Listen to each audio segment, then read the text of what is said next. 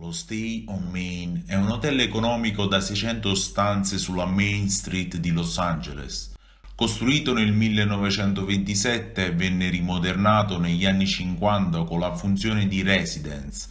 Tuttavia, tutti lo ricorderanno ancora come Cecil Hotel, teatro di numerosi delitti, incidenti mortali, nonché suicidi, che si sono susseguiti fino ai giorni nostri. Oggi andremo a trattare un caso veramente inquietante che accadde in questo hotel. Il 31 gennaio 2013 la studentessa canadese 21enne Lisa Lam scompare durante la sua permanenza al Cecil Hotel. La ragazza sembra essersi dileguata nel nulla, ma improvvisamente si scopre che la telecamera di sorveglianza di un ascensore l'aveva ripresa pochi attimi prima della sua scomparsa. Il video in questione è stato postato su YouTube. Mostra Elisa eseguire azioni apparentemente inspiegabili, mentre spinge tutti i pulsanti dell'ascensore ed attende che l'ascensore si muova, sembra che stia fuggendo da qualcuno o qualcosa. Vedendo che le porte non si chiudono, inizia a comportarsi in un modo estremamente strano. Già è strano che le porte dell'ascensore non si fossero chiuse se non quando Elisa si era ormai allontanata, come se qualche forza condizionasse i meccanismi.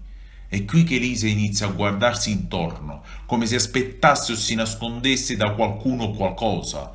Successivamente, dopo alcuni comportamenti appunto inspiegabili, sembra parlare con qualcuno.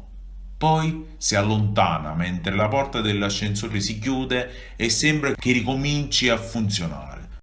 Il 19 febbraio del 2013 numerosi inquilini dell'albergo lamentano che l'acqua dei rubinetti delle camere sia sporca e abbia uno strano sapore. Il Cecil Hotel, come molti hotel, è servito da un circuito di acqua potabile interno e i tubi terminano tutti in un grande serbatoio sul tetto dell'edificio.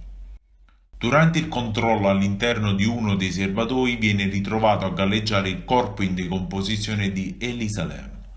Guardando il video di sorveglianza, la maggior parte delle persone avrebbe concluso che Elisa si fosse trovata sotto l'effetto di droghe o che soffrisse di qualche disturbo.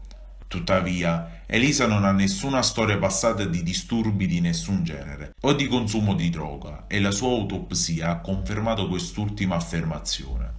Di fatto ciò che accade dopo le immagini riprese dalla telecamera possiamo solo intuirlo. In qualche modo Elisa ha raggiunto il tetto della struttura, è salita in cima al serbatoio di acqua e vi è caduta dentro ed è annegata.